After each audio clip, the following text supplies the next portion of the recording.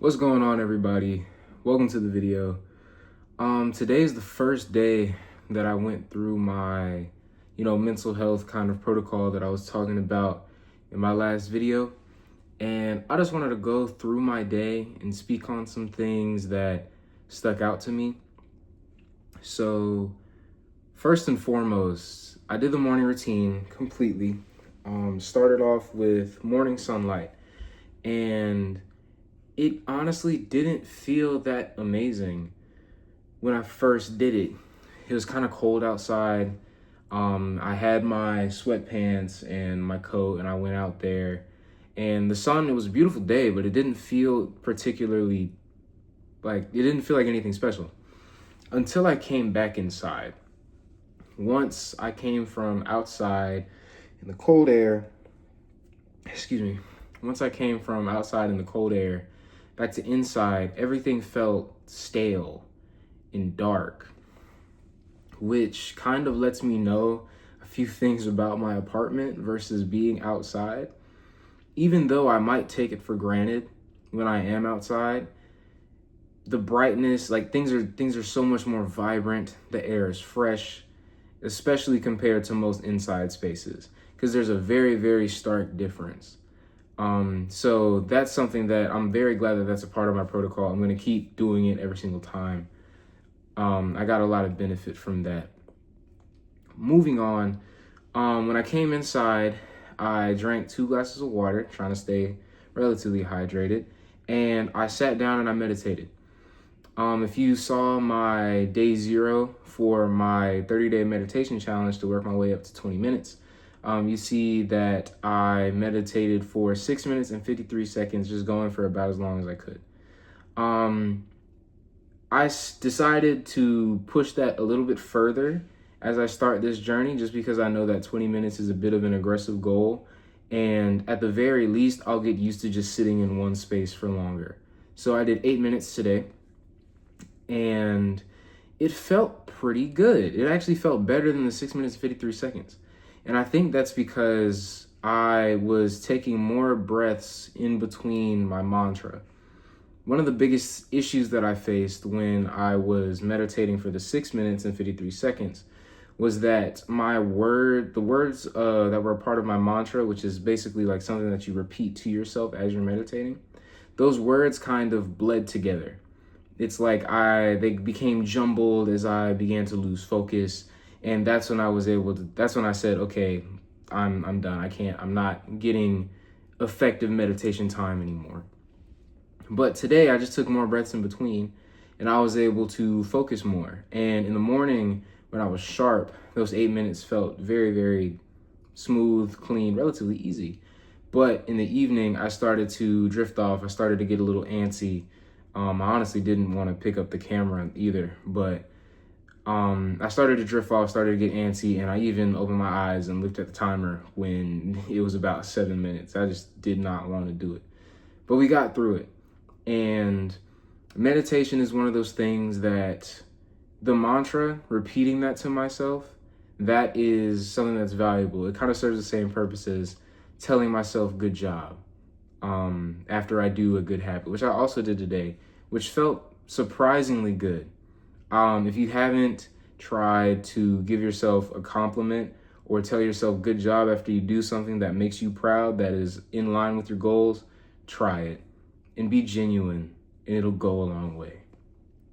After I meditated, I prayed, and I wanted to make sure that my prayers were vulnerable and that they weren't just checkoffs, as they can easily become. And this time, as I was praying, I thanked God for seeing me. And that's kind of where I want to spend some time today. When at my absolute lowest points, those were points where I was going through something difficult, whether it be in my past relationship or with like my parents or my home life or with school, whatever it was. I would feel unseen. I would feel like there was nobody that I could express my feelings to, and that just made me feel even lower, because it's like I didn't have any help. But today I remembered, or I was reminded, that God always sees me, and that gave me a bit of peace. Especially like in the morning, it helped propel me to continue going throughout the day. But beyond that, God will always see you. But let's bring this down to people, for those that aren't religious. To be seen, to be vulnerable, to have a group of people that you can be vulnerable around is a very essential piece to mental health. That is something that I've seen in all the videos that I would watch. That's one of the social aspects, just having a group of people where you feel accepted in your vulnerability. Now, first and foremost, you have to accept yourself, but being in a group of people that can accept your vulnerability is very important. Now, sometimes we have people around us, and I am very guilty of this. Sometimes we have people around us who would be willing to hear, who would be willing to listen to whatever it is that we're dealing with, would be willing to be a shoulder to cry on, shoulder to lean on, someone that can give you a hug. However, because we are in the space that we're in, we already feel isolated, we don't want to reach out. I know that for me, I didn't want to reach out. There were things that I didn't want to share. I felt like things were so heavy on me that I didn't want to put that weight onto anybody else. And that sounds a bit noble. That's something that I can, in some not really twisted way, but in some, it's a mutation of what's healthy, but I can tell myself that, hey, I'm doing this for them. I'm doing this to do what's right in a sense. But in actuality, being seen, to see somebody is not particularly difficult. And the feeling of being seen is completely worth, especially to the people that accept you for who you are. You feeling seen is very important, and it is worth the effort, both on your end and on their end. So in light of that, I have some difficult conversations to have with some of my friends. And they're more difficult because I've waited to be open and honest about some of the things that have, happened to me this year, some of the things that I've been through this year, but they need to happen. They need to happen so that I can feel seen and I can feel less isolated in this.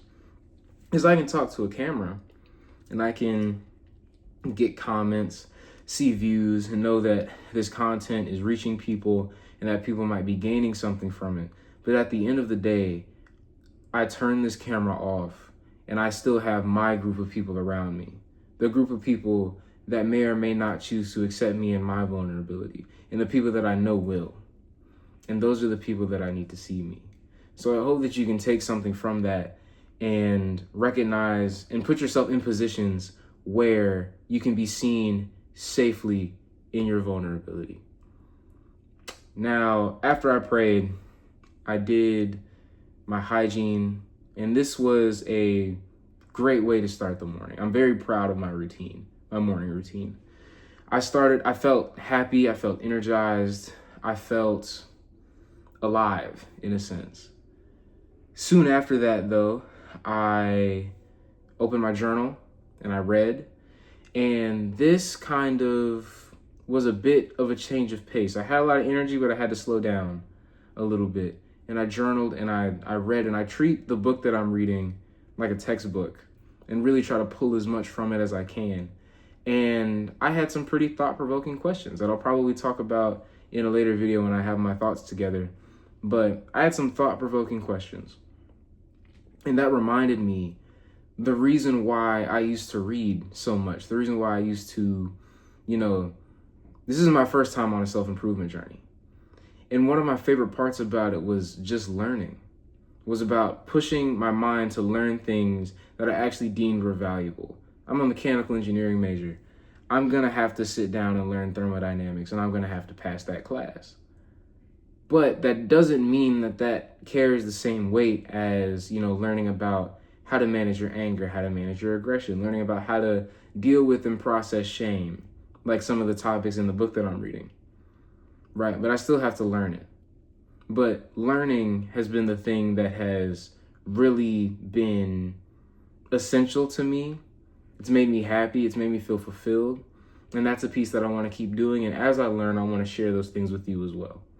just once I have my thoughts together, because I don't want to lead anybody astray. I don't want to, this is my journey. I'm not a teacher, but still, I just aware of, the power that a camera can have.